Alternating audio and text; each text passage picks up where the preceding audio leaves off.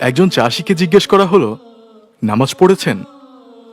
তিনি জবাব দিলেন, আমরা তো চাষাভুষা মানুষ, দিন আনি দিন খাই, আমাগো কি নামাজ পড়লে চলবো? নামাজ পড়লে কামকাজ করুম কখন? একজন চাকরিজীবীকে জিজ্ঞেস করা হলো, আপনি পড়েছেন? তিনি জবাব দিলেন, আমরা তো চাকরিজীবী, পরে চাকরি করি, সময়ের আগেই ডিউটিতে যেতে হয়, নয়তো কপালে থাকে বসের চোখ রাঙানি, নামাজের সুযোগ কই? এরপর একই প্রশ্ন করা হলো একজন ব্যবসায়ীকে। তিনি জবাব দিলেন, ব্যবসা করি, মাত্রই দোকানটা খুলছি, নামাজে তো যাইতেই হবে, এটা তো ভালো কাজ, কিন্তু দোকান রেখা নামাজে গেলে দোকান দেখবে কে বলেন? এবার একজন ছাত্রকে জিজ্ঞেস করা হলো।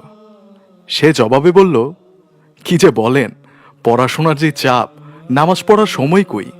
তাছাড়া মানে আর কি, কাপড়টাও পাক পবিত্র নাই, কেমনে কি করি বলেন? আমতা আমতা করতে লাগলো। এভাবেই কিছু মানুষ এড়িয়ে যায়, মহান রবের মস্ত বড় হুকুম মানা থেকে নিজেকে বাঁচিয়ে রাখতে চায়। হঠাৎ একদিন খবর পাওয়া যায় চাষি করমালি আর নেই, ইহধাম তাকে বিদায় জানিয়েছে।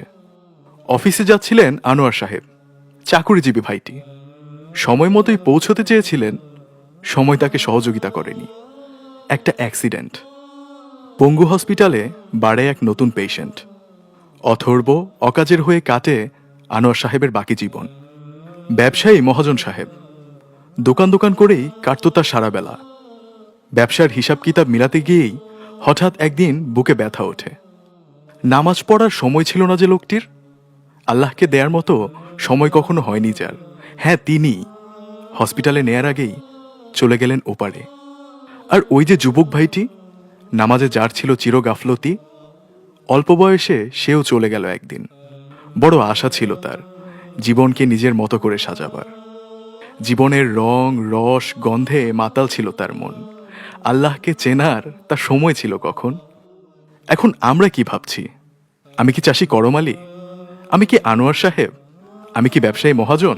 কিংবা সেই ছাত্রটি? এত তাড়াতাড়ি মরব নাকি আমি? এখনো তো অনেক দেরি। অথচ মৃত্যু প্রতিদিনই আমাদের সামনে থেকে কাউকে না কাউকে নিয়ে যাচ্ছে। নশ্বর থেকে অবিনশ্বরের পথে কেউ না কেউ পাড়ি জমাচ্ছে। তবুও হুঁশ হয় না, আজানের শব্দেরা দোলা দেয় না, বন্ধ হয়ে থাকে হৃদয় মিনার। গুরুত্বপূর্ণ হলো পাড়া বা মহল্লার ছাত্রদের বা বেকার অথবা নামে মাত্র চাকুরিজীবী সারাদিন এদিক সেদিক ঘুরে বেড়াবে, আড্ডায় দিন কাটাবে, কিন্তু আজান হলে নামাজে যেতেই যত সমস্যা। এক এক জনের এক এক অজুহাত। কারো প্যান্ট খারাপ, কারো একটু তাড়া আছে, আবার কেউ কেউ আগামীকাল থেকেই নামাজ শুরু করবে, কিন্তু সে আগামীকাল আর আসে না। হে মানুষ, শেষ বিচারের দিন যখন আল্লাহ রাব্বুল আলামিনের সামনে দাঁড়াতে হবে, তখন কি অজুহাত দেবে? আল্লাহর কাছে কি তোমার আমার এসব অহেতুক অজুহাত চলবে? চলবে না প্রিয় ভাই আমার। তাই আর সময় নষ্ট না করে আজই নামাজ শুরু করুন। আজই ফিরে আসুন মসজিদের দিকে, কল্যাণের দিকে। মুয়াজ্জিন ডাকছে আমার ভাই। মৃত্যুর ফেরেশতা আজরাইল আলাইহিওয়াসাল্লাম ডাক দেওয়ার আগে মুয়াজ্জিনের ডাকে সাড়া দিন, না হলে যে মুক্তির আর কোনো পথ থাকবে না। আল্লাহ তাআলা আমাদেরকে বোঝার তৌফিক দান করুন।